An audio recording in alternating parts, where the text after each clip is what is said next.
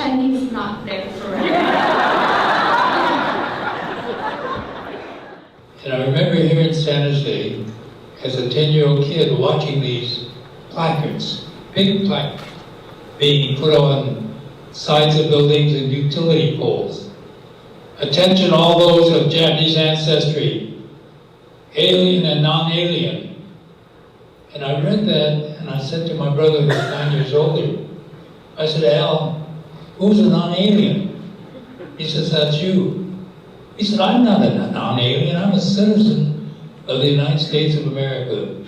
He says, no, in this case, non-alien means you. And so that's why to this day, I cherish the word citizen, because my own government, the United States government, would not even use that term to describe those of us of Japanese ancestry born in the United States. And I say to people, when's the last time you stood on a chair, beat your chest and said, I'm a proud non-alien of the United States of America? And I get the same reaction, a chuckle, because people never have done that. So again, our history has been one where after the evacuation, in trying to get access to government officials, we had no access to them at all. And so consequently, whether it was the then Attorney General of California, Attorney General Warren, or the Farm Bureau, many others who kept pressing for the evacuation to occur, and for the farmers, they wanted the farmland that had been converted from idle land by east states and east states to fertile agricultural lands. So they wanted access to those lands as well. So the Farm Bureau was one of the biggest proponents of the evacuation at the time. Because our only guilt in 1942 was that we looked like those who were flying the airplanes that attacked Pearl Harbor.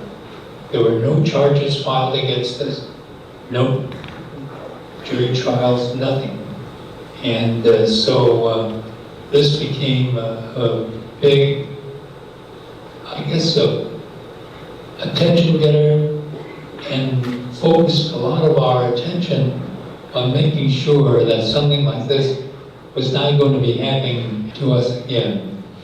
So I want to thank all of the members of NOC at that time in following the National Japanese American Citizens League Convention in 1978. They had a one-sentence resolution to undertake a legislative program to seek an apology from the United States Congress for the constitutional violation of their rights, and seek redress payments of $25,000 per person. And so at that point, soon after, the NOC committee and NCRR and just a lot of grassroots organizations within the Japanese American community started up to press for this legislation. And I remember when the national staff and the national officers of the Japanese American Citizens League came to call on Senator Inouye, Senator Spark Matsunaga, Congressman Bob Matsui from Sacramento and me, and Senator Inouye said, you know, this is tall order, and I'm not sure we're going to be able to do this. And he said, we're going to have to educate the public first about what happened. And there was a Warren Commission about the Kennedy assassination. The report became a bestseller. It was on news. Everyone knew about it. And Dad said, we need a commission to find out what was it that motivated the government to decide on the issuance of Executive Order 9066 and the consequent actions. And Spark Naga said that he had a bill to create a national commission on the redress rights of Native Hawaiian claims people. And so I had a brilliant young legislative director by the name of Glenn Roberts. Glenn took Spark Naga's bill on Native claims and turned that into the Commission on Wartime Relocation and Internment of Civilians. And they studied the issue. 2 years came with a report saying that there was a gross violation of constitutional rights of those with Japanese ancestry. And so we recommend that an apology be issued and that redress payments of $20,000 per internee be allowed. So that's when a lot of grassroots came up, and NOC was one of them here in San Jose.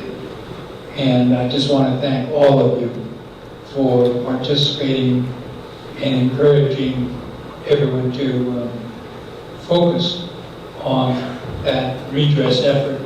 So that was a tremendous amount of work that groups across the country did in the passage of the HR 442.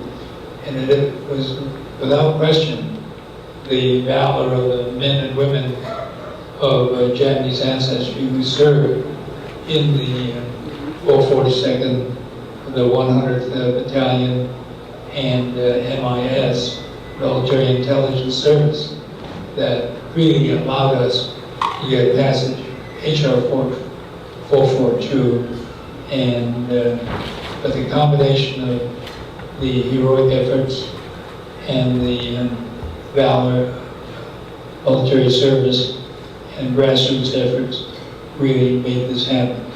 So again, thank you to all of you.